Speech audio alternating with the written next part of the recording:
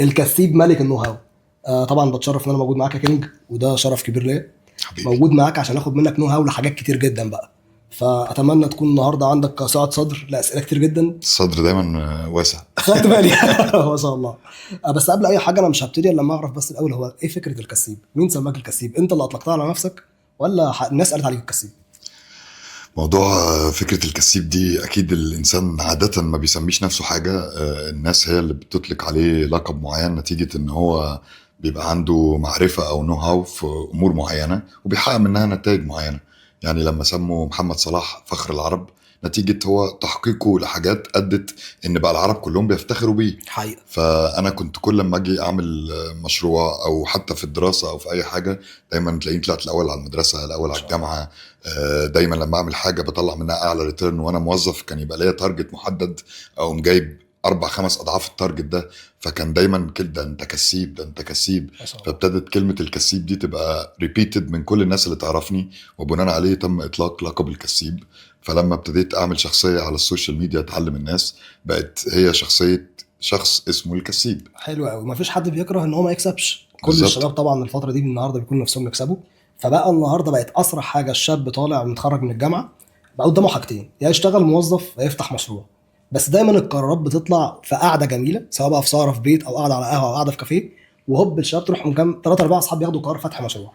انت لو في النهارده قدامك 3 اتفقوا ان هم يفتحوا مشروع، ايه النصايح اللي لازم ياخدوا بالهم منهم، او ياخدوا بالهم من ايه بالظبط وهم لسه سنه اولى مشروع، اول مره يفتحوا مشروع في حياتهم، ما اشتغلوش موظفين قبل كده، ما عندهمش اي اكسبيرينس؟ هو دول انا مش هنصحهم نصيحه، هم دول انا اقول لهم انت رايح ترمي نفسك في البحر. فانا لما تنصح واحد نازل يرمي نفسه في البحر ما بيعرفش يعوم، انت ما ينفعش تحذره من حاجه هو مش فاهم اصلا تداعياتها. فهو الموضوع ما ينفعش يبتدي من هنا، هو الموضوع لازم يبتدي هم ايه الاسباب اللي ادت ان هم عاوزين اصلا يفتحوا مشروع. ايه كم القدره من المعرفه والاكسبيرينس اللي عندهم اللي يقدروا على ارض الواقع ينزلوا بيها جوه سوق محدد ويحققوا بيه نجاح. هل هم كافراد تيم كل واحد بيكمل التاني ولا بيتعارضوا في قدراتهم مع بعض؟ فتلاقي مثلا 3 ماليين مع بعض، دول هيحصل ما بينهم صراعات داخلية جوه الشركة، ولا واحد مالي وواحد بتاع مبيعات، واحد بتاع تسويق وواحد تقني. فلما عملوا تيم يقدر يقوم شركة. كل واحد منهم ايه كم العلم اللي موجود عنده ودراية في المجال اللي هو داخله ده. ايه القدرة المالية بتاعت كل شخص فيهم. فدي اسئلة لازم تتسأل قبل ما يتنصحوا. هو النصيحة هنا ما تبتديش حاجة انت ما عندكش علم كافي على تحقيقها، مش فاهم فيها. لانك بتعلي من المخاطرة. وفي طبعا. الاخر ايه هي المخاطرة والمغامرة هي ان انت تحسبها وتدرسها صح. هتقل حجم المخاطرة والمغامرة فبالتالي المردود هيعلى، طبعا. فرصة نجاحك هتزيد. فانا عشان ازود من فرصة ان الناس دي تنجح لازم اديهم تقييم محدد. لو المشروع ده محتاج عدد معين من المعرفة والمال والخبرات هيقعد يتعمل لهم اسسمنت او تقييم. التقييم بتاعهم دول لو يساوي 3 من 10 فبالتالي هي فرصة نجاحهم 3 من 10. فما يتوقعوش ان هم هيحققوا نجاحات على ارض الواقع، حقيقة. لان هم لازم يتوقعوا الفشل اكتر من النجاح. حقيقة. لان هم ما عندهمش ما يكفي من الاحتياجات اللي تخليهم يعرفوا ينجحوا على ارض الواقع. فنصيحتي ليهم قبل ما تقرروا تبتدوا مشروع قيسوا قدراتكم ومعرفتكم وامكانياتكم الماديه وتناغمكم مع بعض علشان تعرفوا المشروع ده هينجح ولا مش هينجح. طب مين بينجح اكتر؟ الشاب اللي اشتغل في وظيفه شويه حلوين واتعلم ونزل السوق وادعك وحصل له مشكله مع مديره وحصل مشاكل كتير اكتر، ولا الشاب النهارده اللي ما اشتغلش وجرب اصلا فكره سوق العمل كموظف ويروح يفتح مشروع؟ لا مين طبعا بينجح الشخص اسرع؟ الشخص اللي عنده خبرة عملية. الشخص اللي عنده خبرة عملية سواء انه كان فيها كموظف او حتى بشكل فريلانسر. في ناس اصلا ما اشتغلتش موظف ولكن اول ما خلص ابتدى يتعامل مع عملاء عن طريق انه يعمل لهم ديزاين، يحاول يسوق لحاجة. حاجه بسيطه. المهم انه نزل جوه ارض، جرب. عرف يعني ايه عميل، عرف مم. يعني ايه كولكت فلوس، عرف يعني ايه يتفاوض، عرف يعني ايه يروح يتعامل مع بنوك، عرف يعني ايه يروح يحاول يسكادول ميتنج مع عميل. الامور دي هي متطلبات لاي بزنس ولاي شغل بصفه عامه.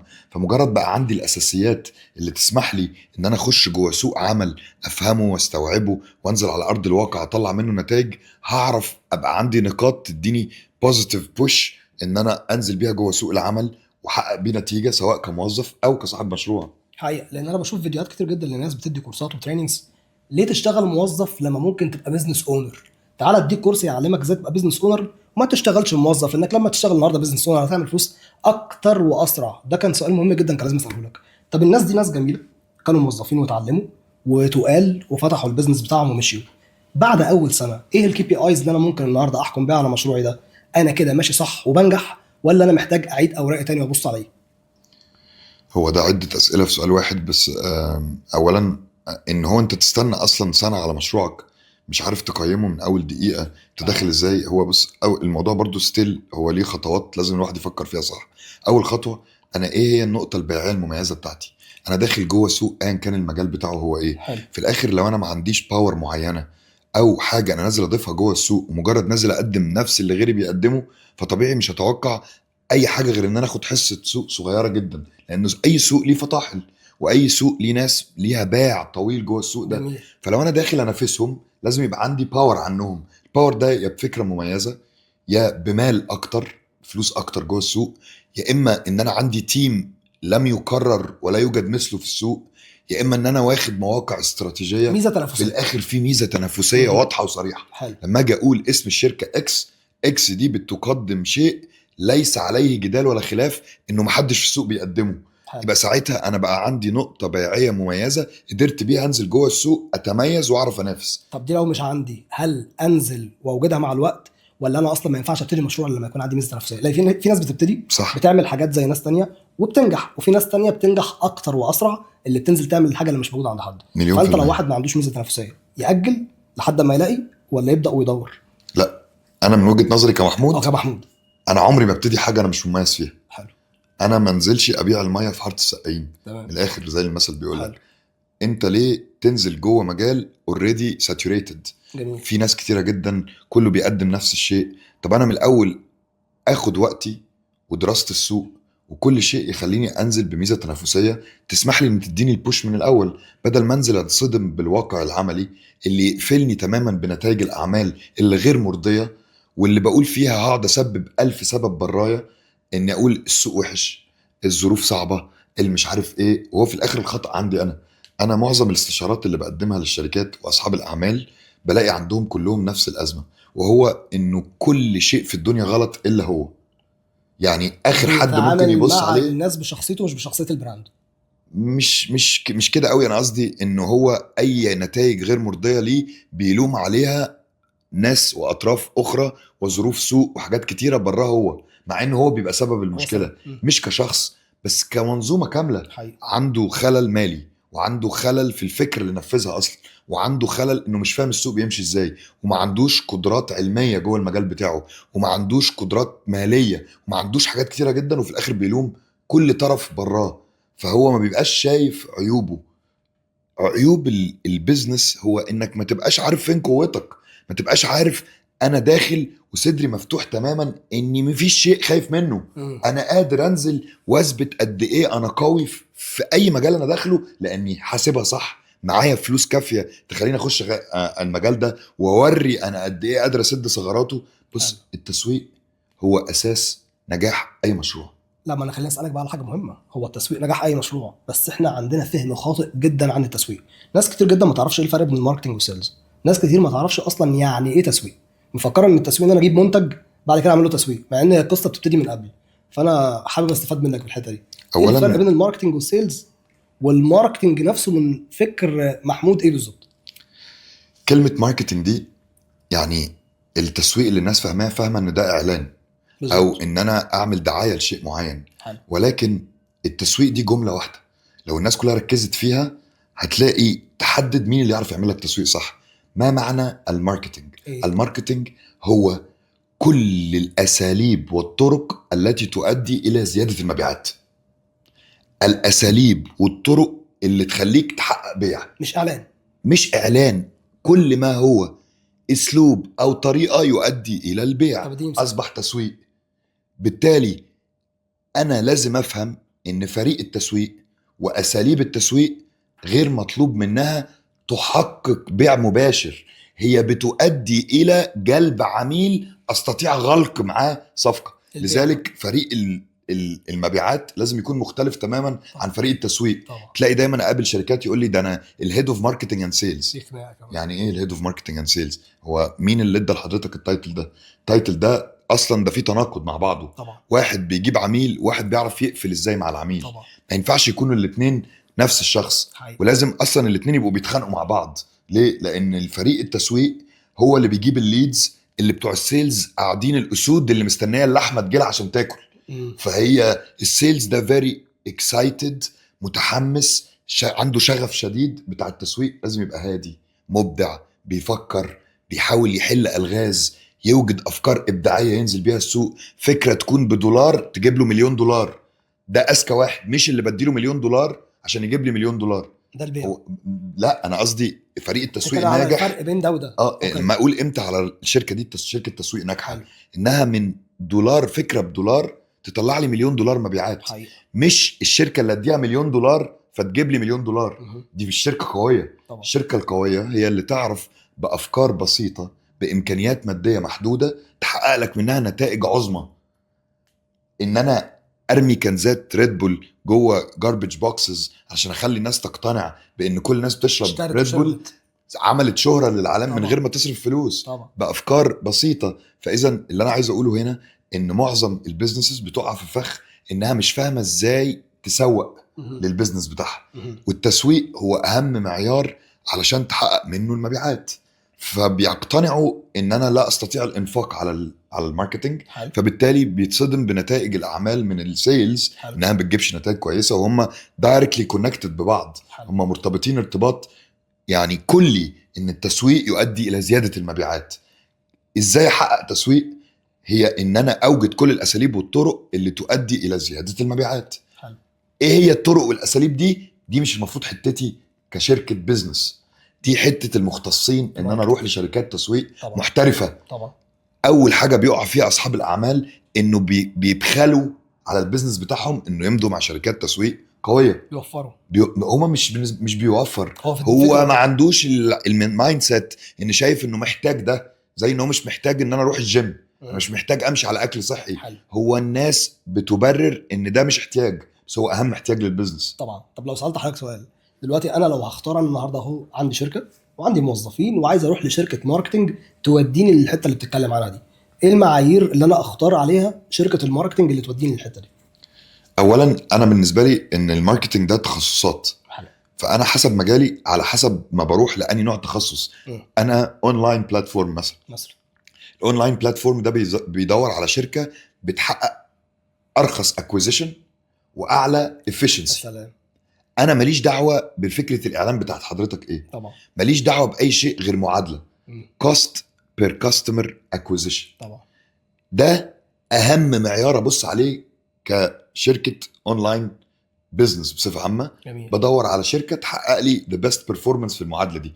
افضل نتيجه للاستحواذ على العميل، اقل تكلفه للاستحواذ على العميل، اكبر معدل انتشار واقل تكلفه للاستحواذ على العميل. في الاخر هتفضل الدايره تدور في ازاي اجيب عملاء اكتر باقل سعر تكلفه. الشركه اللي عندها باع وعندها خبره في ده همضي معاها الصبح. حلو قوي. يعني انت النهارده بتدور على الشركه ان هي بالبادجت بتاعك اللي انت هتدفعه النهارده للشركه دي كاعلانات او كدعايه يعرفوا النهارده يجيبوا بيه اكبر عدد ممكن من العملاء، يعني ناس من الاخر كرييتيف. طيب في اصحاب شركات بتوصل للحته دي وبتعمل مبيعات والتسويق بيبقى زي الفل وعسل قوي، بيجي عليه مرحله معينه بيكون خلاص بقى عنده داتا عملاء، في ريتنشن، وورد اوف ماوث، الدنيا حلوه، فجاه يقرر يروح موقف ماركتنج خارج من السوق. انت ايه رايك في الحته دي؟ بص، هو الانسان بصفه عامه بره، مش بس في الجزئيه دي، الانسان بصفه عامه بعد ما بيشبع ايوه بيغير من البيهيفير بتاعه، بيغير من اسلوبه. الشبع بيؤدي الى الركود. تلاقي الاسد يجري عشان يصطاد الفريسه ويخطط ويطلعوا مع بعض وبتاع. اول ما الضحيه خلاص بقت موجوده والاكل كل، أيوه. بيريح طبعا. بيقعد 4 ايام قاعد بيهز ديله. بيعمل كده لما يجوع. دي بقى الفكره. فانت في البيزنس بتجوع لما المبيعات تقل. أيوة. والفلوس تقل. ايوه. فالذكاء من البيزنس اونرز او من الاداريين هو انه يفضل على طول جعان بيزنس. طبعا. معايا 100 مليون، معايا 600 مليون، بعمل مليار، انا اكني ما بعملش ولا مليم. حقيقة. هو ده الشيء اللي هيخليك تكمل وتستمر. تلاقي نفسك عمال تنزل الجيم تعمل عضلات، اول ما توصل للسكس باكس تبوظ اكل، طبعا. تبطل تمرين، جسمك يرجع يبوظ، تفضل قاعد 6 شهور عندك اكتئاب، تيجي ترجع تاني تعمل دايت تتمرن. الحياة اسلوب الكائنات كده. مهم. فالشبع والوصول لنتائج مرضية تؤدي الى الكسل. فعشان اتحكم في المعيار ده لازم يبقى عندي طول الوقت حماسة بان انا ما بشبعش نتائج، ما بشبعش نجاح. انا طول الوقت عايز انجح، انا طول الوقت عايز اعمل فلوس، انا طول الوقت عايز اتوسع واكبر، حتى لو فضلت معايا قدام بيتي 1000 عربية و1000 ساعة و1000 كل حاجة اكني ما معيش ولا حاجة. عشان كده بنقول له لا تأمن مكر السوق، لانك انت النهارده في الاربع ايام دول اللي انت هتستنى عشان تاكل تاني او المبيعات وقعت، اكيد في النهارده المنافس بتاعك هيروح قوم داخل من الحته دي النهارده وهياخد حته من السوق. في عملاء دايما بتأمن مكر السوق. طيب الحته التانيه، انا دلوقتي راجل شغال اونلاين، والنهارده شغال في الاي كوميرس والدنيا بتاعتي زي القمر وعامل مبيعات جميله. قررت انزل على الارض، في صعوبه جامده جدا، في ناس مش واخده بالها ان النزول على الارض مش سهل. مفكرين ان النزول على الارض هو مكان في مكان كويس وادفع قرشين واعمل شويه ديكورات والدنيا حلوه. لا، انا عايزك تقول لي النهارده انا لما اجي انزل على الارض ايه الصعوبات اللي ممكن الاقيها ان انا انقل اونلاين بزنس لاوفلاين بزنس على الارض. ماشي. هو اولا انا لازم اسال نفسي، مش السؤال ده برضو، اسال نفسي ايه الاسباب اللي تخليني اصلا انقل نفسي من اونلاين بزنس لاوفلاين بزنس. عشان ادي ثقه للناس مثلا في البراند. بغض النظر عن الاسباب، هو في اسباب كتيره، بس انا اللي بحاول اقوله هنا، هل انا محتاج ده؟ هل امكانياتي تسمح لي بده؟ هل انا عندي نقطه مميزه؟ يعني في فرق اما يطلع لي اعلان في تيشرت بيزك جدا ثمنها 100 درهم او 100 جنيه او 100 دولار وات ايفر، والتيشرت دي ظهرت قدامي في وقت انا كنت محتاج فيه ان انا عايز اجيب تيشرت بيزك فاشتريتها. مهم. لكن لو انا فتح محل بيبيع بيزك تيشرتس، هل انا هروح ازوره واشتري منه؟ فلازم افهم سيكولوجية العميل، ولازم افهم دراسة السوق. ففي ناس كتيرة جدا اول خطوة المفروض اعملها عشان اجو من اونلاين بزنس لاوفلاين دراسة. بزنس هو حاجة اسمها ماركت ستادي. حلو. الماركت ستادي دي ليها شركات خاصة بيها دراسة السوق، شركة زي ايسي نيلسون مثلا، دي شركة ابحاث تسويقية. مهم. الشركة دي بتديك فول ديتيلز لو حضرتك قررت تنزل تفتح في كايرو فيستيفال سيتي حلو. او في دبي هيلز مول. حلو. محتاج تنزل بالمعايير الفلانيه، منافسينك كذا، حجم مشتريات العملاء بالشكل الفلاني، الناس بتدور على كذا وكذا وكذا. باخد الروشته دي اشوف هل انا قادر على تنفيذها. لو انا قادر وعندي ما استطيع تقديمه للعملاء اللي دي رغباتهم، وبعرف اقدم المنتج بتاعهم ومعايا الامكانيات الماديه، هنزل. ما عنديش، ما تكبرش وتنزل. حضرتك محتاج موتور 20 حصان، ليه معاك 3 حصان ومصمم تنزل؟ هتخسر. مع ان الثلاثه دول في الاونلاين 20. بالظبط كده. مم. لانه امكانياتي اونلاين، انا تشطيب المحل لوحده، او ان انا ادفع المقدم والتامين، او ان انا اجيب اجهزه ومعدات، او لو صرفته في التسويق الاونلاين مبيعاتي هترتفع بشكل قياسي. فجايز انا مش محتاج اكون موجود اوفلاين. خلي بالك الناس في العالم دلوقتي بقت بتتنقل العكس من اوفلاين لاونلاين. ده بقى لهم كتير. اتحولت البيع، متاجر ابل نفسها بقت نموذج للثقه فقط لا غير، ولكن المبيعات الاكتر هو الاوردرات اونلاين. التليفون الايفون لما بينزل الناس كلها عامله له بري اوردر اونلاين، كل الترانزاكشنز بقت بتتم اونلاين، شراء التذاكر بقى اونلاين، كل التعاملات بقت اونلاين. فمش من مصلحه البيزنس لو عنده اصلا مقدره يسرفايف اونلاين ان هو يجو اوفلاين. يعني انا ما انصحش بيزنس اونلاين انه ينزل اوفلاين. اصرف البادجت اللي كنت تصرفها في الاوفلاين انك تتوسع بيها اونلاين في كل حته في العالم، وهتلاقي بيزنسز كبيره قايمه على بروجكتس. قول لي فين شي ان، ولا فين تيمو، ولا فين دول شغالين في كل حته محلات؟ في العالم بالظبط، والنهارده. ما عندهمش محلات طبعا. الناس دي. طب انا مش عايز ليه ابقى انورمس او عملاق اونلاين؟ دي تودينا لحته حلوه قوي، هم ما عندهمش محلات ومكسرين الدنيا اونلاين في كل دول العالم عشان عرفوا يعملوا اويرنس صح. بالظبط. في ناس بتمشي بالعكس، في ناس تنزل تقول لك لا انا ابيع وبعد كده النهارده اجيب فلوس، امسك فلوس ابدا اعمل اويرنس. وفي ناس تانية لا، انا هبدا اويرنس الاول، اتعرف بعد كده اشتغل وابدا انفذ. فانت النهارده لو بتعمل ماركتنج استراتيجي او لو بتشرف على ماركتنج استراتيجي، ايه اهميه الاويرنس بالنسبه لك؟ كام في الميه؟ والسيلز تبدا بايه الاول، اويرنس ولا سيلز؟ طبعا اويرنس. اويرنس. اللي بيبتدي بسيلز ده واحد جيبه فاضي. اه. انا ببتدي بيزنس ما معيش فلوس، حلو. ايه الاوبشن بالنسبه لي ان انا اجيب فلوس اعمل بيها اويرنس؟ ان انا ابيع. حقيقي. ما عنديش اوبشن تاني. بس هل هو ده الصح؟ لا. لا. بس انا مجبر على ده. لذلك انا راجل بحب امشي على الكتاب. الكتاب بيقول ايه بعمل اللي الكتاب بيقوله. الكتاب بيقول لازم يبقى معايا بادجت تسويقيه في بدايه مشروعي، طبعا ولازم يكون معايا بادجت ان انا اعرف اعين بيها موظفين تعرف تساعدني، طبعا. لازم يكون معايا ستوك، حاجه اسمها مينيمم ستوك ليفل، معايا مخزون كافي عشان لما احقق مبيعات ما اكونش اوت اوف ستوك. في معايير ومتطلبات علشان انجح، انا ما عملتهاش ما ينفعش اجي اقول البيضه ولا الفرخه، حلو. هو انا ما عملتهاش. في بقى فرق ما بين تكون مجبر وما بين بتدور على ايه الصح. تمام. انا مجبر، انا ما عنديش اختيار، فهو ده الوضع المتاح بالنسبه لك. طبعا. اعمل ايه الاول؟ لا، انزل موت نفسك وبيع. حضرتك بيع كل حاجه، بيع كل ما تستطيع بيعه عشان تجني الاموال، فالاموال تحولها انها تساعدك لتخليق براند ثم اويرنس. انت مش ده الصح، بس انت ما عندكش غيره، مش اوبشن، مفيش اختيار. انا ما عنديش اختيارات، لكن لو عندي الاختيار لا، انا همشي زي ما بيقول الكتاب، انا هنزل اعمل براند، اعمل اويرنس، اعرف الناس بقوتي، اعرف الناس بمنتجي، ثم اجيب ليدز، والليدز تتحول لعملاء، العملاء يعني يجيبوا سيلز، السيلز يعني جالي كاش، الكاش يعني توسعت. هي بروسس. انا بقى عايز اخالف الشطرنج وطريقه الدومنه اللي محطوطه برصه معينه، ده قرارك. بس حضرتك ما تلومش غير نفسك لما النتائج تطلع بشكل غير مرغوب فيه، لانك ما مشيتش على القواعد اللي البيزنس بيقولها، وهي بيزكس 1 + 1 = 2، ملهاش equal 2.3، لا هي 1 + 1 = 2 في طريقه التنفيذ. النتائج بقى مش بتاعتك، النتائج بقى اللي هيطلع ايه بعد لو مشيت صح قوي دي مش بتاعتك، ده رزق ربنا. ده انا معليش اتحكم فيها، بس ليه اتحكم في ان انا مشيت على المعايير صح. نمت وانا ما بلومش نفسي على حاجه، حقيقة. انا عملت كل ما هو مطلوب مني علشان اقدر انجح. في ناس بتفكر بره الصندوق شويه، يقول لك طب خلاص ما انا سهله اهي، طب ما نروح للناس بقى بتوع ايه وايه بلس، الناس دي معاهم فلوس وفيسه، اجي النهارده اعمل الاعلان اللطيف والمنتج وسهل جدا ان هم هيشتروا عشان معاهم فلوس. حتى تلاقيهم كمان لما بيجي يعملوا اعلانات مموله على السوشيال ميديا يروحوا حاطين الاعلان يظهر فين؟ فوق الكومباوندز، فوق الاماكن اللي بيسكن فيها الاي والاي بلس. انا عايز اعرف رايك انت في سيكولوجيه عميل الاي بلس لما بيجي يشتري، هل بيشتري سهل كده من اي اعلان اونلاين؟ اولا الحته اللي انت بتسال فيها دي تخصصي، انا تخصص الماجستير بتاعي في حاجه اسمها التسويق للسلع الرفاهيه اللي متخصصه للعملاء الاي والاي بلس، فكل البيزنسز بتاعتي مينلي بتستهدف العملاء دول. الفكره هنا مش في ان انا اكلمك على سيكولوجيه العميل الاي والاي بلس، على قد ما انا محتاج اقول لك هل انت اصلا ده عميلك ولا لا. في كونسبت في البيزنس اسمه know your customers، KYC procedures او اجراءات اعرف عميلك. مين عميلي المستهدف؟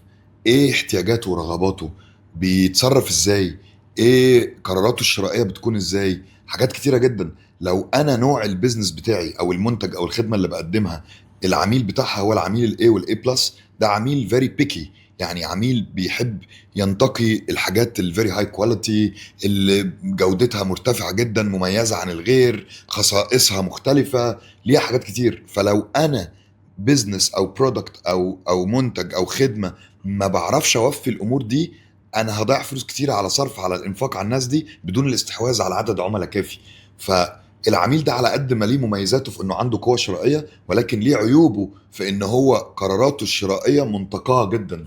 فلو انا مش قادر اوفر له التميز اللي بيبحث عنه، انا بهدر فلوسي في ان انا بسوق له. فده فخ بيقع فيه ناس كتيره جدا عندها بيزنس، فهمهم غلط وفاهمه منتجها غلط، فاهمه نفسها غلط. حقيقة. انا راجل ببيع فول وطعميه، هستهدف العملاء الاي والاي بلس ازاي لو ما كنتش هقدم الكونسبت بشكل مختلف تماما، والفول يكون جورميه واورجانيك، والطعميه مش مقليه محطوطه في الاوفن، والعيش معمول بجلوتين فري بتاعتهم فانا بعمل الخصائص كلها ان انا اقدم البرودكت العادي الشعبي، ولكن بطريقه مميزه اجتذب بيها النوع ده من العملاء. لكن لو نزلت بطريقه عاديه قلت لهم انا اسمي كذا وعملت التقليد اللي بيعمله غيري وبستهدف بيه، لا انا غلطان قوي قوي يعني، وبهدر فلوسي وتعبي ومجهودي وبحاول الوصول لناس لن يكونوا عملائي. حلو. طب هو عنده ارتباط بين الجوده والسعر؟ 100%. يعني انا النهارده لما عميل اي بلس يشوف اعلان بيجري ورا الديسكاونت ولا بيجري ورا الاكسبيرينس نفسها؟ لا، العميل الاي بلس السعر هو اخر حاجه بيبص عليها، هو بيبص على هل ده انا محتاجه ولا لا، هل ده انا عايزه ولا لا، بيغطي لي حاجه من الرغبات بتاعتي ولا لا. لانه في الاخر انا اي بلس يعني معايا كم كبير من الاموال وحريه في اتخاذ القرار. حلو. فلما بيكون عندي حريه بختار الافضل. طبيعي كل ما ازدادت مقدرتك الماليه كل ما ازدادت مستوى معيشتك، كل ما زاد نجاحاتك، كل ما بقيت عايز تتميز اكتر. كل ما تميزت اكتر معناها انك عايز تاخد قرارات شرائيه بمنتجات وخدمات تحقق لك التميز. حلو. فلو المنتج والخدمه اللي حضرتك بتقدمها ما بيحققليش ده، عمري ما هشتريهم حتى لو كان في قمه الرخص. حلو.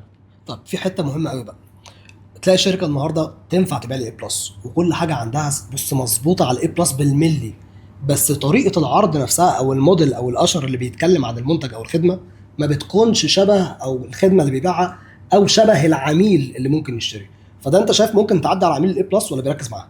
انت قصدك على البيرسون نفسه؟ الفيديو نفسه، انا النهارده طالع اعمل فيديو اهو بتكلم ان انا هبيع ساعه رولكس، هبيع فيلا موجوده في حته معينه. في شركات العقارات على فكره دي مشكله دارجه جدا، تلاقي الشخص اللي بيتكلم في قلب الفيديو عمال يتكلم النهارده نص كلامه انجليزي غلط، بيتكلم النهارده عن وحده ثمنها ملايين وهو لابس لبس اصلا ما ينفعش يتكلم فيه عن الوحده دي.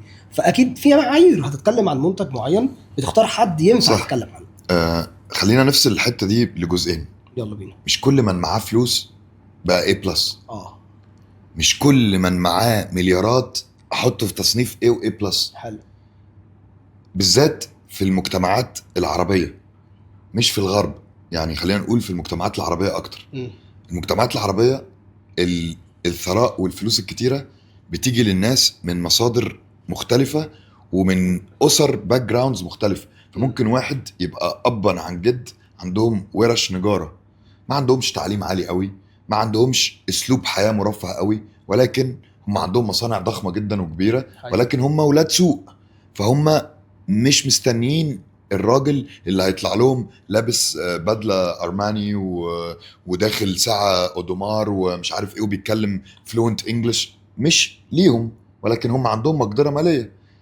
الراجل اللي انت بتحكي عليه ده اما يطلع يتكلم عن الفيلا ام 100 مليون جايز يصيب مع الشخص اللي بقولك عليه ده، بس مش هيصيب مع اشخاص تانية كتير حققوا غناهم بان هو رئيس مجلس ادارة شركة طيران كذا، ولا ان هو راجل عنده بيزنس بيصدر جورميه توميتوز لامريكا، ولا واحد مش لا، هو ده كاتيجوري وده كاتيجوري. ترجعنا النقطة تعرف عميلك بالظبط كده، عميلك بالظبط كده، بالظبط كده، بالظبط كده. فانا مجرد عرفت انا بكلم مين هكلمه بطريقته ولغته، بيتكلم ازاي، بيذاكر ازاي، بياخد قراره ازاي، بالتالي انا قادر اخاطبه بنفس الطريقه اللي بيبحث عنها فاحقق منه النتاج اللي انا بدور عليه. وهجيب السيلز البروفايل بتاعه يمشي بان طريقه كلامه لنفس العميل ده، لان هو حاسس ان هو جزء منه، من لغته، من ثقافته، من تعليمه، من طريقه كلامه، هيستريح لي فهيشتري مني. حلو. بس طب بالنسبه للسيلز، انت عندك في شركات كتير جدا، انت قلت حاجه مهمه قوي، لو مدير السيلز ومدير الماركتنج الاثنين مش بيتخانقوا مع بعض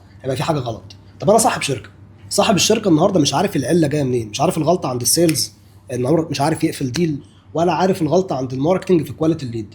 فانت تنصحه بايه؟ المفروض في الحاله دي انا بزنس اونر واقع بين الاثنين ومش عارف اتصرف، يعمل ايه؟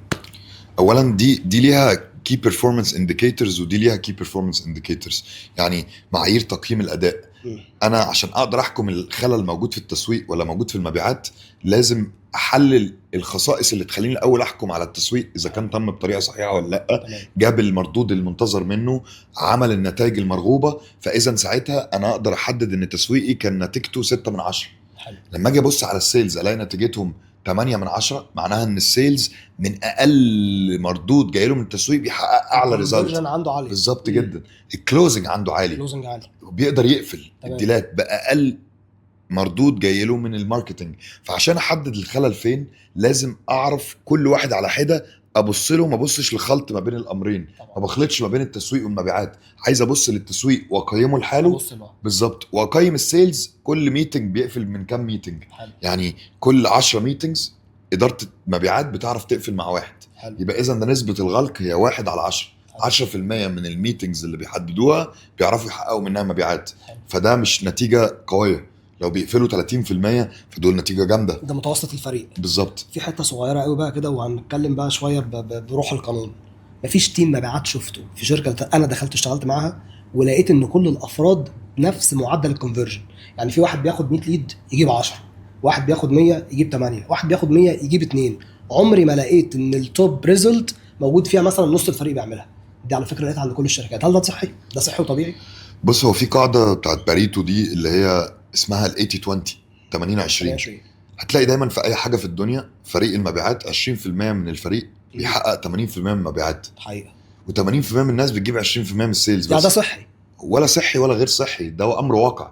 اه في فرق ما بين كلمه ده صحي ولا غير صحي، هو ده ده واقع طبيعي. الحياه. امم. هتلاقي دايما 20% من الناس بيطلعوا 80% من النتائج، هتلاقي 20% من منتجاتك بتجيب لك 80% من المبيعات. حلو. هتلاقي دايما في قاعده اسمها ال 80 20 طبقها على كل حاجه. حلو. فلو جيت بصيت لها ولقيت ان 80% من فريق مبيعاتك بيجيب لك بس 20% من السيلز، و20% من الفريق بيجيب لك 80% من المبيعات، هو ده قانون طبيعي ودي قاعده الحياه. 20% من الناس ناجحين اكتر من 80% من الناس. طبيعي. فهي دي يعني خدها بصدر رحب، طبيعي. انه ده الواقع، ما تزعلش منه يعني. هفرق بينهم بين بيزك سالري؟ فرق بينهم البيزك يعني اقسمهم سالري تيم اي وتيم بي مثلا، ده اللي طبعا. بيزك وده اللي بيزك، كده كده الكوميشن كله بياخده على البيع، لكن انا في الاخر عندي ده النهارده بيعمل ايفورت وبيجيب لي النهارده بروفيت اعلى او بيعمل لي سيلز اوت اعلى، فانا اللي انا لازم هقسم. ارقيهم، ما هو ده بقى مرحله الفلتريشن. حلو. انا عندي فريق كله ابتدى ببيزك سالري واحد، مهم. ولكن ابتديت بعد سنه مثلا بعمل اسسمنت وتقييم، لقيت ان دول نتائجهم افضل بكتير ومستمره وبيزيدوا وبيكبروا وبيتطوروا، مهم. طبيعي لازم ارقيهم، فبقى اسمه سينيور سيلز، حلو. سينيور ايجنت، سينيور حلو. كلوزنج بيرسون، حلو. وات ايفر. في الاخر رقيته وعليته البيزك سالري وعليت له امتيازاته، ثم تطور اكتر فبقوا العشرة تحولوا لخمسه، الخمسه بقوا اتنين فبقى في ليدر، حلو. بعد الليدر بقى في اسيستنت مانجر، جميل. وهو ده الهيراركي اللي بتوري لك تطور الموظف. حلو. طيب بيجي عليه بقى 10 شهور شغل جامد وانت النسب عنده عاليه والكونفرجن زي الفل، بيجي عليه شهر تلاقيه داون، التاني داون، بتعمل ايه في الحاله دي؟ هو شاطر وانت عارف انه شاطر ومهم جدا للبيزنس بتاعك، بس جه في وقت عليه خلاص قفلت. داون دي ليها اسباب كتيره، يا اما الداون ده بسبب حاجات شخصيه بالنسبه له، يا اما الداون ده بسبب عوامل في السوق نفسه، يا اما الداون بسبب حاجه تتعلق بالشركه. فهم 3 مسببات، حلو. يا اما الشخص نفسه، يا اما الشركه اللي انت فيها، يا اما السوق نفسه. فانا لازم الاول اعرف الداون ده سببه ايه من الثلاثه، ولو سببه حاجه تتعلق بالموظف بيبقى فيه individual meeting ما بينك وبين الموظف، بتعرف ايه مشاكله اللي بيمر بيها، تحاول تحلها له، وده دورك كمدير مسؤول. هتحلها له، مليون مش في المية، هتمشيه. مليون في حلو. المية.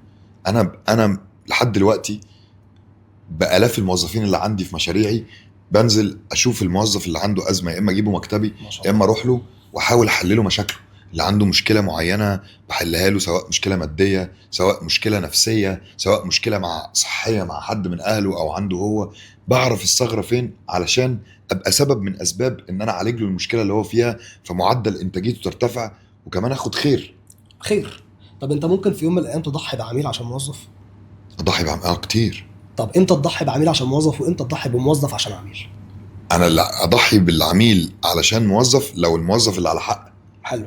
واضحي بالموظف علشان عميل لو العميل اللي على حق. لان في ناس كتير جدا بتيجي على الموظفين بتوعها يقول لك اصل الزبون دايما على حق، وممكن النهارده يهين موظفه، ممكن يخصم لموظفه، لان دايما شايف ان العميل ده هو اساس نجاح الشركه. مظبوط. فانت لو مكان النهارده صاحب العمل ده وجه النهارده عميل انسالت، خلاص هو غلط في الموظف بتاعك، فالعميل ده النهارده انت لازم تاخد قرار دلوقتي، قال لك الموظف يمشي، تعمل ايه؟ اولا هو العميل ما يمليش عليا اذا كان الموظف يمشي ولا بس ما بيحصل يمشيش. بيقولوا. بيحصل، يقول اللي هو عايزه، بس انا بتكلم انا مع مبدا ان العميل دائما على حق. جميل. موافق على دي. حلو. والعميل هو اهم حد جوه المؤسسه كلها، ولكن في ليميتس. لما اجي انا اوصل لمرحله ان انا ممكن اضر المكان واضر الموظفين. هدي لك مثل، يعني في واحده من محلاتي دخل شخص هو وزوجته، حلو. ودخلوا يقعدوا علشان ياكلوا. فهم قاعدين بياكلوا حسوا انه في رجاله قاعده بتعاكس زوجته، وهو ده ما كانش امر واقع. انا راجعت الكاميرات كلها ما وكل حاجه. حصلش. المهم ابتدى يتعصب جدا وقام يتخانق مع الرجاله دول. فالرجاله قالوا له احنا ما عملناش اي شيء ولا بصينا على حاجه. فالمدير خرج عشان يهدي الموقف، زعق للمدير العميل ده وشتم المكان وغلط في كل حاجه. فانا بالصدفه كنت جوه المطعم عندي، فقمت بنفسي اعتذرت له، قلت له ما حصلش حاجه من الكلام ده. ابتدى يغلط بشكل بزياده جدا تجاهي برضه. فانا انسحبت وطلعت كلمت الشرطه. الشرطه جت هنا في الامارات، والشخص ده كان اماراتي، وانا ما شفتش عدل ومساواه والله العظيم بلا اي يعني مبالغه. ما شفتش شيء محترم كده. الناس جت قعدوا يتكلموا معاه، سمعوا اللي حصل، قالوا له انت غلطان 100%، والناس دي حقها انها تقضيك وحقها تعمل كذا. وانا قلت له انا مسامحه، كل اللي عايزه انه يعتذر للناس اللي هو غلط فيها. وفعلا الشرطه بلغته بكده، دخل اعتذر لشخص واديتنا حقنا جوه دوله احنا فيها مغتربين. انا حسيت منها بان كل انسان عارف اللي ليه واللي عليه، هم فلما الصراحه حد بيتعدى هم فعلا بيجيبوا له هم حق. بيطبقوا القانون على اللي منها قبل اللي بره، مليون في عشان المية. خاطر يعرفوا يطبقوه صح على اللي يغلط من بره. بالظبط. ودي حاجه عادله جدا هنا. بالظبط. طب تعالى كده نروح لحته شويه في التسعير بقى، لان انت نجم الحته بتاعت التسعير دي، لانك فعلا شغال على الارض قبل ما تكون ما شاء الله عليك كونسلتنت.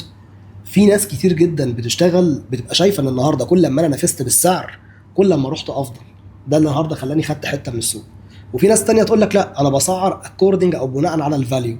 امتى اسعر بالماركت بنتريشن وامتى النهارده اسعر على الفاليو؟ انا بابا المجال السعر بتاعي ده مش هبص للمنافسين، انا هسعر على كل الناس. امتى اعمل ده وامتى اعمل ده؟ اولا سياسه التسعير مبنيه على عده مقومات، اولها ان انا افهم الاول نشاطي من منتجي او خدمتي بتقدم بتخاطب انهي نوع عميل برضو. جميل. لو انا داخل في فئه الاي بلس فانا طبيعي ان انا لازم اكون بسعر مش على حاجه غير الفاليو الاكسبيرينس. انا بقدم خدمه غسيل سيارات للعربيات السبورتس كارز، العربيات الرفاهيه، فبالتالي انا مش السعر اللي الناس دي بتدور عليه. هو عربيته ب 2 3 مليون درهم ولا عربيته ب 30 مليون جنيه، هو مش باصص لل 500 جنيه ولا ال 1000 جنيه ولا ال 2000 جنيه اللي انا هحسب بيهم خايف على العربيه. هو خايف على العربيه الخربوش فيها 800 الف. طبعا. فلذلك انا تسعيري هنا قايم على مستوى خدمه وجوده الشيء اللي انا بقدمه. فلازم الاول افهم نفسي بستهدف مين، بقدم كواليتي عامله ازاي، وبناء عليه بحط هامش ربح كبير. انا لو فوليوم بيزد بزنس، لو انا قايم على الكم وليس الكيف، لازم يبقى منافستي منافسه سعريه، لازم سعري يبقى تنافسي جدا عشان اعرف اخد اكبر كم من الناس. ماركت شير. ماركت شير ان اكبر كم من العملاء يجي لي، انا لازم اخش انافس في السعر. جميل. لكن لو انا البيزنس بتاعي نيش وبستهدف عملاء هاي اند، انا بقيت بتكلم على الكيف وليس الكم. فاذا لو اصبحت الكيف لازم سعري يبقى مرتفع، ومارجيني وهامش ربحي مرتفع جدا، وجودتي تفاصيلها مرتفعه جدا. ساعتها بقيت. لكن البيزنس بقى اللي بتغلط ايه؟ واحد بيقدم هاي كواليتي جدا، بيستهدف عملاء عاليه، وبيبيع بسعر منخفض.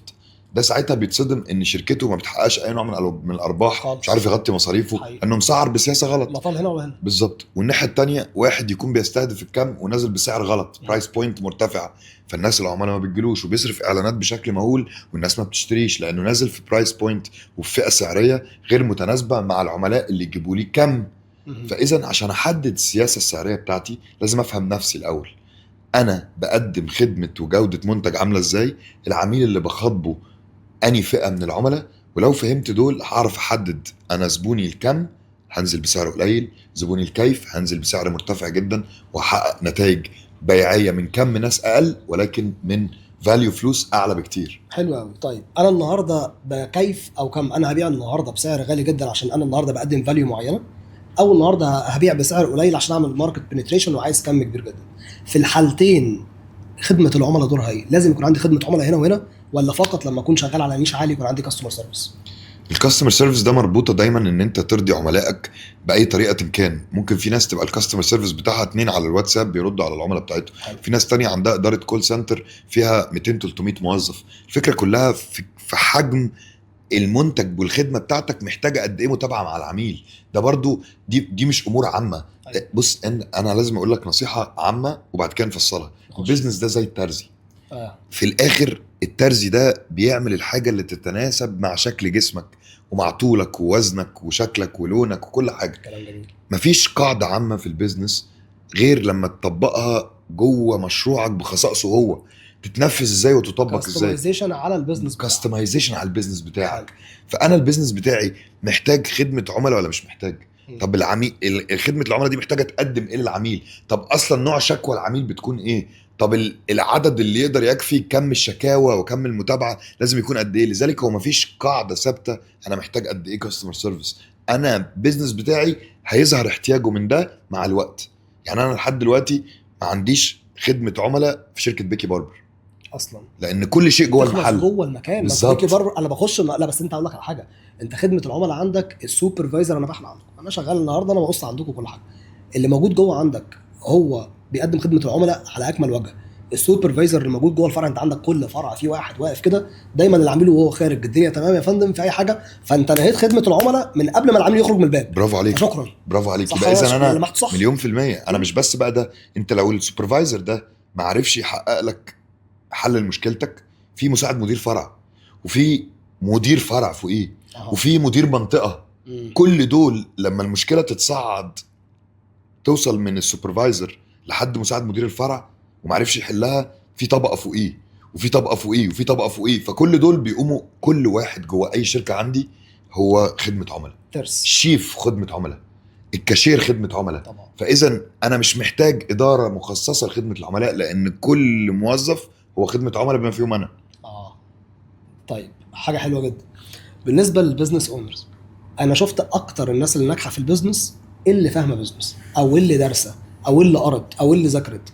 اكتر الناس اللي انا بشوفهم عناديين دلوقتي في البيزنس والبيزنس بتاعهم بيقع، اللي هو ما خدش كورسز ماركتنج. حتى النهارده انا مش لازم اكون النهارده دارس في الجامعه ماركتنج ولا سيلز ولا بيزنس، بس انا ممكن النهارده كبزنس اونر وناجح دلوقتي وما عنديش اي باك جراوند ماركتنج ولا سيلز. انت مع انه لازم يذاكر مهما طال بيه العمر، ولا يجيب ناس بفلوسه، يجيب شركه اوديت يدفع لها فلوس وهي تقوم بالدنيا دي؟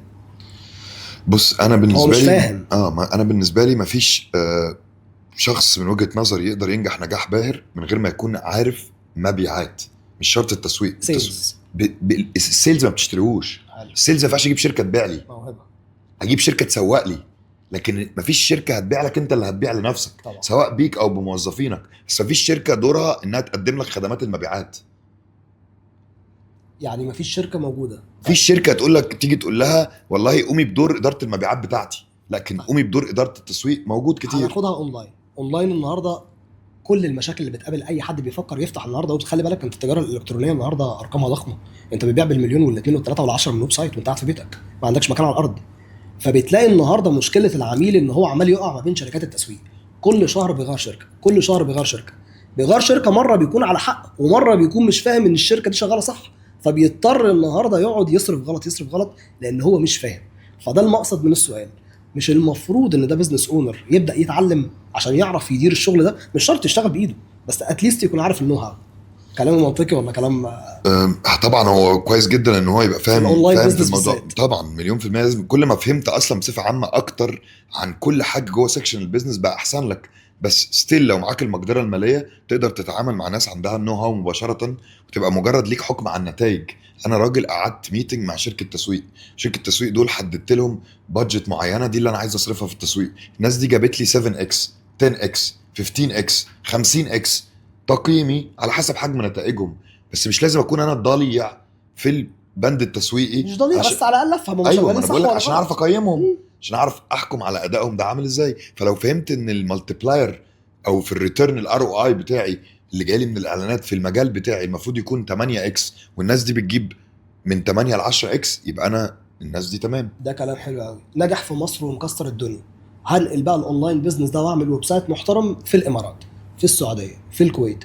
ايه الحاجات اللي لازم ادرسها وانا داخل اي دوله غير الدوله اللي انا ناجح فيها؟ نفس اللي عملته وانت بتدرس دولتك، انك تدرس السوق. دراسه السوق ملهاش علاقه انت مكانك فين. سيكولوجيه العميل يعني بتختلف من دوله للتانيه. شيئا ما درستش سوق مصر وسوق الامارات وسوق بتاعها، هي درست السوق العالمي للاونلاين بزنس اوف باينج. لا، اقصد البيهافير بتاع العميل نفسه، سلوك العميل الاماراتي في الشراء غير سلوك العميل المصري. كل واحد بيشتري بطريقه، كل واحد النهارده اجتماعيا حسب البيستل كسوشيال النهارده بيفكر بطريقه مختلفه. يعني النهارده انا في عميل وقع في مشكله، دخل يبيع القندوره. فالقندوره في الامارات اللي هي الجلابيه البيضاء اللي بيلبسوها الرجال، فداخل عامل اعلان من بره الامارات على الامارات بيقول لك العبايه البيضاء. فدي مصيبه، دي بالنسبه لهم دي ليها علاقه بالنساء. فحته الدراسه بتاعت الحته الاجتماعيه اعتقد بتكون مهمه، انك تدرس السوق كاجتماعيا، مش بتكلم كبزنس وحجم شغل. بس ده برضو مش دورك، يعني ده دور المتخصصين. انا كراجل بزنس اونر المفروض اتعامل مع شركه دعايه فاهمه تدرس لي ازاي السوق اللي انا داخل اعمل ادفرتايزنج فيه او استحوذ فيه على عملاء. انا كبزنس ماكدونالدز مش محتاج يقعد يدرس كل سوق ازاي يبيع فيه البرجر بتاعه. حلو. كل الناس هتاكل برجر في العالم، بس في فرق. انا هفتح فين في البلد دي؟ جميل. انا هستهدف اني فئه عمريه. انا هعمل ده بقى اللي هو الترزي اللي بحكي لك عليه. حلو. انت مشروعك بدل ناجح وعليه طلب مش مربوط بجنسيه محدده، لكن عليك تفهم ان كل جنسيه وكل ثقافه ليها طريقه تسويق خاصه بيها تصرفات. دورك انك تتعامل مع المتخصصين اللي يعرفوا يسهلوا عليك الخطوات دي. انا داخل جوه السوق الاماراتي، لو اتعاملت مع شركه دعايه محترمه هتسهل عليا الادفرتايزنج بتاعي فاهمك. جوه الدوله.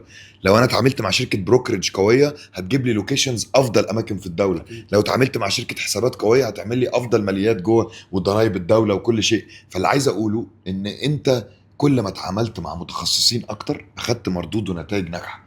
ما تبخلش ابدا على انك تدفع اللي معاك في انك تتعامل مع افضل واكفأ ناس ابدا. وده فخ والله بيقع فيه كل الناس. كتير. اوعى تبخل على انك تجيب افضل ناس في كل مجال، مهم. هو ده اللي هيسهل عليك الطريق. انا قررت افتح مشروع دلوقتي وانا عايز ادخل شركاء معايا. في ناس دايما بلاقيهم بيلجأوا شريك، يعني واحد معاه فلوس في جيبه، مع ان انا بصراحه ضد ده، بس انا برضو ما اعرفش راي حضرتك ايه. انت وانا بختار الشريك، ايه المعايير اختيار الشركاء اللي هاخدهم معايا في الرحله؟ اولا طبعا ده هيرجعنا برضو لنفس نقطه حسب نوع البيزنس اللي انت بتعمله. حلو. احتياج الشريك بيبقى لثلاث اسباب، يا اما احتياج مالي، ايوه. يا اما احتياج تقني، تقني. يا اما احتياج اداري. مالي، تقني، اداري. مفيش رابع. حلو. ثلاثه. ولو انا خرجتهم بره الثلاث كوادر دول معناه ان انا شاركت وخلاص وشاركت غلط. مجرد دخلت حد معايا بالظبط. زياده. فلو شريكي بهدف ضخ اموال ده احتياج مهم للبيزنس. طبعا. لو شريكي بسبب معرفته التقنيه ده احتياج مهم للبيزنس. مهم. لو شريكي هو الشخص الاداري ومحتاج شخص يدير فاذا ده احتياج مهم للبيزنس. طبعا. فدايما انا بنصح الناس ان لما تيجي تخش تشارك حد حطه في فئه من الثلاثه دول. لو لقيته لا يخضع فيها وفيها تعارض معاك ما تدخلوش. جميل. شريكك ده هل هو مصدر مهم لضخ الاموال اللي انت هتحتاجها عشان تكبر؟ يبقى ده تك صح. شريكي ده افضل مني اداريا في اداره المشروع؟ تك صح. شريكي ده عنده معرفه تقنيه مش موجوده عندي هتضيف للبيزنس؟ تك صح. لو الثلاثه دول معايير اتحط فيها الشركاء 100% شراكه ناجحه. مالي، تقني، اداري. مظبوط. كلام جميل. طيب ندخل جوه الشركه شويه. احنا اتكلمنا عن الكي بي ايز وقلنا النهارده اقيس نجاح الماركتنج ازاي ونجاح السيلز ازاي. في حته مهمه جدا جدا جدا اي صاحب مشروع دايما غافل عنها، هوب يلاقي نفسه معجز، هوب يلاقي نفسه النهارده الشركه ما بتطلعش لقدام بعد سنه مجهود. يقيس ازاي نجاحه المالي او استقراره المالي جوه الشركه؟ بص ده بند فعلا كويس ان انت اتكلمت فيه. الماليات دي اللي انا اكتشفته برضو بمعرفتي بناس كتيره جدا في البيزنس انه معظم الناس ما عندهاش الدرايه والوعي المالي. حقيقة. الادراك والوعي المالي هو اهم بقى مكون عشان تعمل اساسا مشروع. المشروع قايم على درايتك الماليه من قبل ما تبداه. يعني ايه؟ في حاجه اسمها دراسه جدوى. دراسه الجدوى دي افهم انا محتاج قد ايه فلوس، هتجيب قد ايه عائد، معايا قد ايه مخزون من الاموال يسمح لي استمر قد ايه في المصروف بتاعي، انا هحقق ربح من اول يوم ولا من تاني يوم ولا من تاني سنه ولا من 10 سنه، هل اقدر احلل حجم المبيعات اللي بيطلع وهوامش الربح ومعدلات النمو، رؤيتي للقوائم الدخل دي عباره عن ايه، مقدرتي ومعرفتي الماليه واحد من اهم مكونات نجاحك واستمراريتك في مشروعك. بدون معرفه ماليه انت قللت حوالي تلتين فرصه نجاحك. بس هو ما بيعرفش يعمل ده. هو ده اللي انا بقوله، مم. انه عدم معرفتك الماليه واحد من اهم اسباب فشلك في طب انا مشروعك. عندي دلوقتي الفشل ده ومش عارف اعمله ازاي. انا المفروض اكيد ناس متخصصه. فهنا برجع بلاقي اصحاب اعمال مهمين جدا بشوفهم بيعملوا ايه. بيجيبوا تيم النهارده بيأودت على التيم الماركتنج، على السيلز، على الحته الماليه، ويشوف النهارده موقفه المالي ايه في الشركه. انت مع ده ولا ضد ده؟ لا انا ما عنديش مشكله انك تجيب طرف ثالث يشرف كاوديتنج، ولكن الاداره الماليه دي اهم اداره موجوده عندك في شركتك. لازم تكون هنا لازم محاسب، محلل مالي، مسؤول مشتريات، محاسب تكاليف. في ناس اساسيه كده ليس عليها جدال. يعني الحلقه اللي احنا بنصورها دلوقتي دي لو المكان اللي احنا فيه ده عنده مثلا محاسب اسمه محاسب تكاليف طبعا. هيحسب له بالملي بالثانيه تكلفه كل دقيقه عنده كام، المعدات دي خدت المعده اللي قاعد بيراقب، الاضاءه، التكييف اللي شغال، هيديله تكلفه بالدقيقه بتكلفك كام. فلما يجي يسعر بالدقيقه بير مينت. عشان كده هتلاقي ناس كتيره جدا يقول لك الساعه بكذا، النص ساعه بكذا. لا انا عايز تبقى بالدقيقه وبير مينت، والدقيقه دي تكلفتها اكس وبتضرب في 5 اكس فهي بتطلع 5 تايم. قول لي كم واحد حسبها كده؟ مفيش حد بيعملها كده. عشان الناس ما عندهاش أهمية وإحساس بقد إيه أنا لازم يبقى عندي تفاصيل كل شيء مالي. كل ما ازداد الشيطان يكمن في التفاصيل طبعا. كل ما عرفت تفاصيل أكتر عن الماليات كل ما قدرت تبدأ وتتطور أكتر في قراراتك المالية، في توسعاتك، في تسعيرك، في كل حاجة. اللي عارف ماليات اكتر هو ناجح اكتر، اللي عارف ماليات اكتر عارف يكبر ويتوسع اكتر. طبعا. حاجه مهمه تانية واخيره ونختم بيها تعبتك، لا خالص. الحته بتاعت الاتش ار. بشوف شركات كتير جدا كبيره وبتبيع بحجم ضخم من المال وعندها عملاء كتير، ما عندهمش اتش ار، ولا عندهم حتى الاتش ار ده اوت سورسنج، جايبين شركه. لا، هو النهارده المدير اللي هو بتاع الماركتنج ولا المدير التنفيذي مثلا كسي او قاعد، لو عنده موظف مشكله يحلها له، المدير العام موجود لو في موظف عنده مش عارف إيه. ازاي شركه من غير اتش ار؟ هل ده ينفع؟ هو الصح ان الاتش ار ده بيكون موجود بعد ما توصل لعدد معين او حجم معين من الموظفين. كم موظف؟ يعني هي ليها قاعده، المفروض ان انت تبقى لحد 50 موظف تقدر بالمديرين الاداريين اللي موجودين حلو. لو في هيراركي يحلوا مشاكل الموظفين ويهندلوهم. جميل. فوق ال 50 موظف بيبتدي يظهر احتياجات اخرى، لازم يكون ليها حاجه اسمها اتش ار ادمن، طبعا. شخص اداري مسؤول عن الاتش ار. مم. بعدها بعد عدد معين 150 موظف تقدر يبقوا 2 أو 3 فوقيهم هيد. ثم هي برضو ده احنا مش حاجات بنألفها، كاستمايزيشن دي موجودة، الكتاب بيقول كده، الكتاب بيقول كده، كتاب كتب بتقول كده. أيوه. كتب البيزنس حاطه مؤشرات ومتطلبات من الى مم. من الى لو عندك من كذا لكذا حط كذا، اعمل ده، ذاكره، اقراه.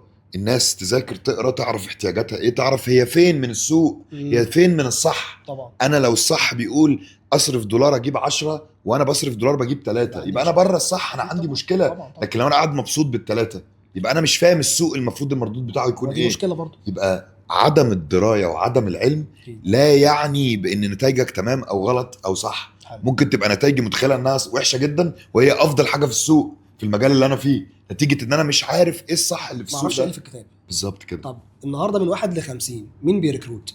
انا دلوقتي عايز اعين حد في الماركتنج ان هاوس، عايز اعين حد في السيلز ان هاوس، وانا ما عنديش اتش ار يركروت او ما عنديش ريكروتر. مسؤول كل اداره، مسؤول كل اداره. يعني مدير دلوقتي البيع. انا في الاول مثلا انا شركه كل اللي محتاجه 4 ادارات. جميل. اداره ماليه، اداره مبيعات، اداره تسويق، وليتس سي اداره خدمه عملاء. مثلا. ال4 ادارات دول كل هيد فيهم بيعين التيم بتاعه. جميل. مش محتاج اتش ار في الوقت لحد ما اوصل لدول. 50. بس لو التيم ده كبر بقى 20 30 واحد جوه كل اداره، لا في واحد بقى هيهندل مرتباتهم وهيهندل غيابهم وانصرافهم والمشاكل الصحيه مش هيعرف كل واحد يهندل دول. فالحجم بيؤثر على ان كل شويه ابقى محتاج شخص معني يدير الامر ده، ده احتياج بيظهر لك. عارف اللعبه اللي في الملاهي بتيجي تخش يقعد يطلع لك بتاعته وتضربها بالشاكوش كل شويه دي، كل كل شويه طلع لك حاجه مش تعرف متوقعة. تسد الاحتياج بتاعها أكيد. بناء على المتطلبات اللي بتظهر لك.